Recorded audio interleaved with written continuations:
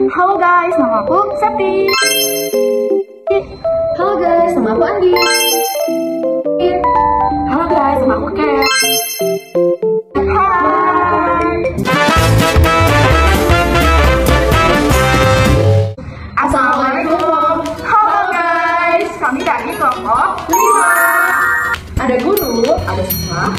Kira-kira hari ini kita akan belajar apa ya? Ya, benar. Ya, kita akan menjelaskan mengenai Konsep dasar pembelajaran sebagai proses pendidikan. Selamat menonton.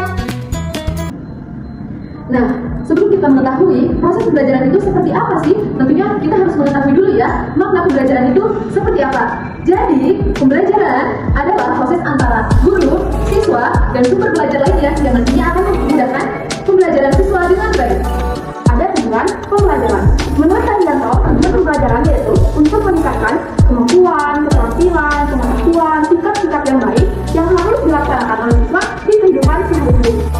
Nah, setelah kita tadi belajar tentang makna pembelajaran, kemudian tujuan pembelajaran, kita sekarang akan membahas tentang komponen-komponen pembelajaran yang dimana yang pertama ada siswa. Apa sih siswa itu?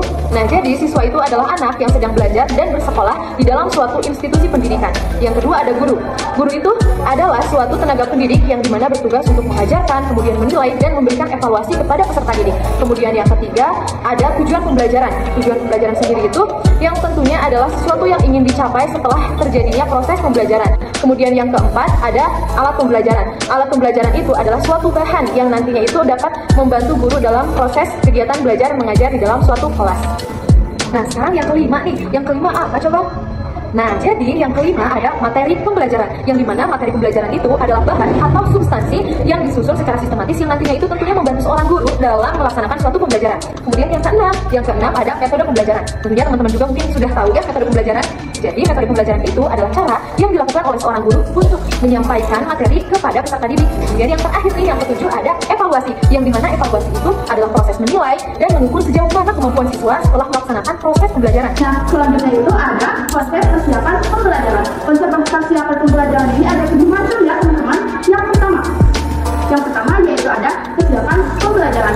Nah, ada hal-hal yang harus disiapkan untuk memulai proses pembelajaran, yaitu harus ada guru, siswa, buku, alat tulis, dan juga persiapan kamera untuk mengikuti pembelajaran kali ini.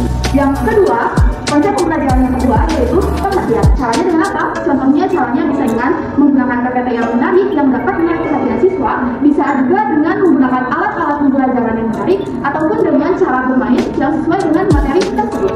Yang ketiga, konsep pembelajaran yang ketiga yaitu motivasi. Seperti yang telah teman-teman ketahui bahwa di persekolahan itu pasti ada murid yang aktif maupun murid yang tidak aktif. Nah, kita sebagai seorang guru harus bisa meningkatkan semangat anak-anak yang tidak aktif tersebut. Dan keempat, konsep persiapan pembelajaran yang keempat yaitu keaktifan pembelajaran. Nah, misalnya dengan cara apa? Misalnya kita bisa dengan membuat suatu kelompok agar anak-anak tersebut itu bisa berdiskusi ataupun bekerja sama agar anak-anak tersebut bisa aktif di dalam kelas. Yang kelima, konsep pembelajaran yang kelima yaitu dengan mengalami sendiri. Contohnya dengan apa? Contohnya, apabila kita telah menjelaskan materi tentang cara menanam toge, kita sebagai guru harus bisa mengajak anak didik kita menanam toge di kehidupan yang sebenarnya. Yang ketujuh, konsep persiapan pembelajaran yang ketujuh yaitu dengan balikan ataupun penguatan. Balikan di sini maksudnya adalah dengan mengevaluasi. Kita harus mengetahui sejauh mana anak-anak tersebut dapat memahami materi kita. Selanjutnya yaitu ada penguatan. Penguatan di sini misalnya ada seorang anak yang berbakat dalam bidang seni tari.